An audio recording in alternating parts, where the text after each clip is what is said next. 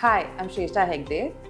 We're here with Santosh Satpathy, the founder of Mercury Architects, and today we're here to talk about the challenges one faces while doing an interior project. Thank you, Shrestha. Hi, by profession, I'm an architect and interior designer, and having offices in India and New Zealand and working more than 10 years. So, yes, let's tackle your questions. What were the challenges that you faced during your first interior project? Oh, first project. My first project, to be honest, it was a nightmare for me. I always worked as an architect before jumping into interior designing industry. And the first project, to be honest, which I did was designing my own house. And I horribly went wrong in all the departments, right from selecting the right vendor, purchasing the products, and managing the sequence of the project. So with vendor selection, I went with whoever came to me, through relatives and friends and circle. And with product selections, I didn't explore much of the market. I just went with whatever was nearby and easy to manage for me. And the sequence of work was horribly managed. And due to that, I had an impact over my timelines, and also my budget went around 30% above. So not a good advice from my side on this. So take enough experience before you start your project. So this is for the ones who want to start their own interior designing firm. What advice would you give the young people who would want to go on their own? What are the challenges that you faced? Well, to be honest, there were many challenges when I started off the practice. So as an architect or an interior designer, we know our craft very well, but nobody taught us how to manage finance, how to hire people, how to build a team, or how to manage the entire show of accounting, filing taxes. So these were the major challenges, because these were the challenges which I was facing for the first time in my life. So as a piece of advice to my viewers, I would suggest highly, take your experience in your craftsmanship first, and then learn the business management craft, master it, and then enter into the game.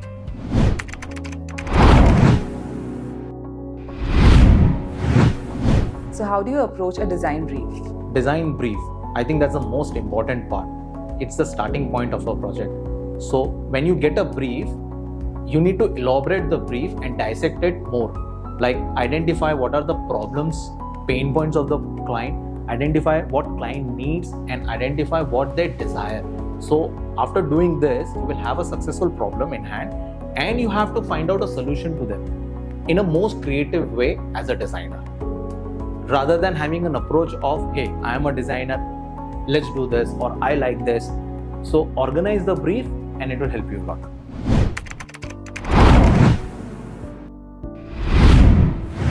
So how do you decide which material to use? Because there are so many different materials to choose from. Yes, it's true. It's very confusing. So to avoid this confusion, I've come up with a 5-pointer checklist. So it goes as purpose, the aesthetics, the time, the post-maintenance, and cost. So to help you with an example, let's say you want to buy a sofa. So identify what the purpose, whether it is for residential or whether it is for commercial. What is the aesthetic value that the sofa holds? What are the time of delivery a sofa, if you want to place it, whether you want to get it customized or you directly want it ready-made purchase? And what is the post-maintenance in that sofa that you are looking at? And accordingly, what is the cost that you are looking at? So these 5 pointers really helps you to identify which kind of product or which kind of brand to go with. I hope that helps.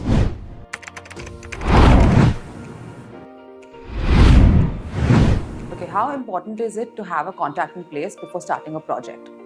Agreement document is the most important document of your life. So yes, highly advise that you make your paperwork black and white. Doesn't matter whom you're working with, whether your client is your friend, family, relative, XYZ, doesn't matter. Put things on paper. So what an agreement document essentially does, it defines your scope of work and client scope of work. It defines your liability crisp and clear. So it saves your time, energy, and cost. And when things goes bad, the project will bite you back. And this is your insurance policy. So it doesn't matter whether it's a one-pager, please do it.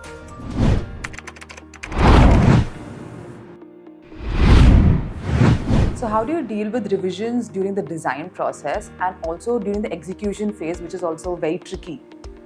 Revisions are part of designer's life. You cannot escape from it, but you need to learn how to tackle them. So number one, you need to cap your number of revisions. So put that as a part of your contract document. And regarding on-site revisions, in on-site revisions, there are basically three parameters. Number one, if it is your mistake, something that you have missed in your drawings, own it. Okay, don't run away from it. Second, if client comes up with too many changes after the drawings have been signed off or the working drawing has been completed, then make it as an extra work. And number three, if it is an on-site surprise due to some external factor which is disturbing the pace of the project, then make it a win-win so that it's not heavier to the client's pocket and neither it's hampering you. So these are the smart way to tackle the revision. So you cannot escape from it, learn to face them.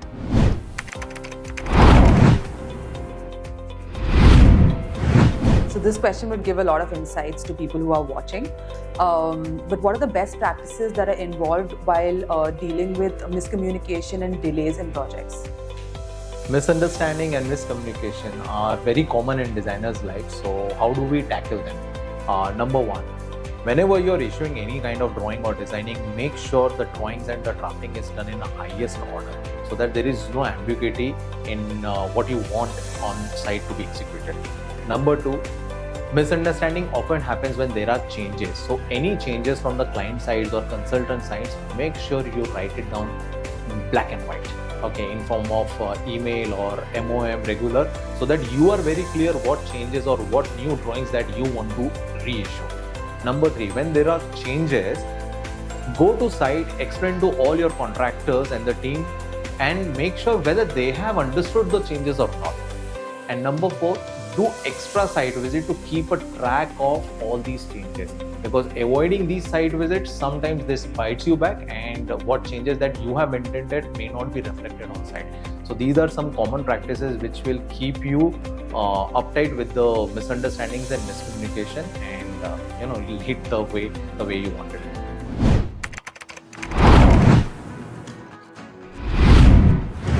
So I think this happens a lot when the client wants to design their dream home and they come to you and they download a lot of pictures from the internet. And how do you deal with the challenge when it doesn't go with the overall aesthetic or the theme of the house? A dream home, what a word. So whoever is making their dream home will always have excitement. They'll come up with a lot of ideas, a lot of design processes, images. And so as a designer, what is your job? As a designer, I would absorb them first. I will understand their excitement and then guide them with what is relevant and what is not relevant from those ideas that they are bringing to the table. Now come up with an explanation with reasonable answering that why certain things which they have chosen is not relevant. Okay, and when client is giving you too much of data, it also helps you to build the brief right. So I would take it very positively and I would encourage designers to get clients to do their job right.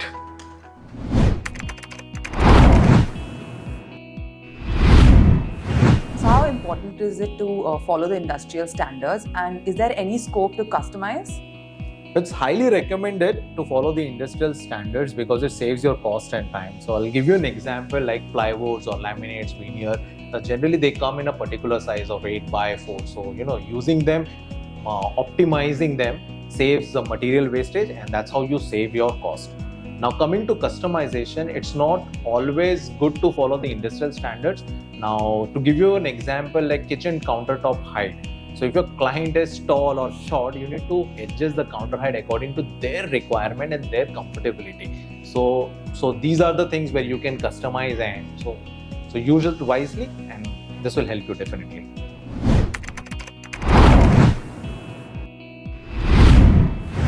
What is the standard protocol that you follow before handing over a project to your client? Standard protocols, well, first thing that I would do is go myself and check all the appliances whether they are working or not, because sometimes the appliances can bite you back. Second, check all the hardwares, your plumbing, your electricals, your fixtures, everything thoroughly as if you are the client. Now, second, get the deep cleaning done, not once or twice, do it multiple times as if what is required. You don't want to give a bad experience to your client. And number three, Make a list of all documents, guarantee, warranty papers, file it, prepare a list of AMC contractors who are going to come and do the after services, like for chimneys, like for ACs, for geysers, etc. And before handover, I would also recommend to get the photo shoot done because it takes huge amount of time, and I would also like to get all my people, like whoever, all the contractors, all the laborers on site before handing over, do a small celebration, do a small photo shoot with them as well, because ultimately they have put in all the hard works with our drawings and our design. So yeah, that is something that I would follow.